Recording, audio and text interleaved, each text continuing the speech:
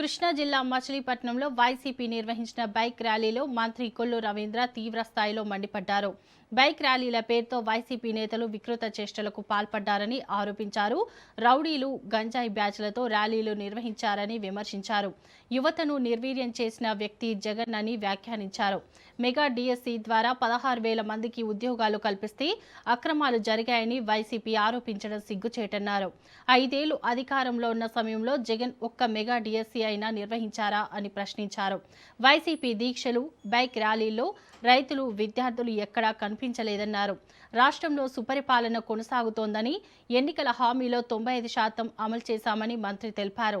నెల నెలా పెన్షన్లు, తల్లికి వందనం వంటి పథకాలను అమలు చేస్తున్నామని పేర్కొన్నారు.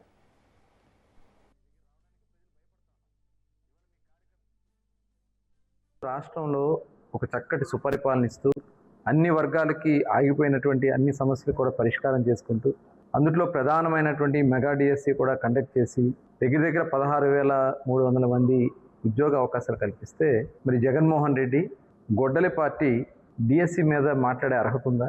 5 సంవత్సరాలు డిఎస్సి నిర్వహించకుండా ఉద్యోగస్తుల్ని ఏదైతే యువతని నిర్వీర్యం చేసినటువంటి వ్యక్తి జగన్మోహన్ రెడ్డి. మరి ఈరోజు అవన్నీ నిర్వహిస్తే ఇవాళ వచ్చి డ్రామాలు ఆడుతూ ఉన్నారు. ప్రజలందరూ కూడా గమనిస్తూ ఉన్నారు మీరు చేస్తున్నటువంటి వికృతి చేష్టలు.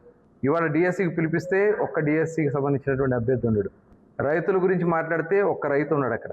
ఇవాళ మీరు నిరసనల పేరుతో చేతకాక పారిపోతా ఉన్నటువంటి పరిస్థితి కనబడుతూ ఉంది.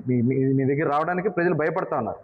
ఇవాళ మీ కార్యకర్తలని, నాయకులను పెట్టుకుని బైక్ ర్యాలీలని, నిరాదీక్షలు అని చెప్పి డ్రామాలు ఆడాలని ప్రయత్నం చేస్తూ ఉంటే ఇవాళ ప్రజలు చేదరించుకుంటున్నారనే విషయాన్ని ఈ సందర్భంగా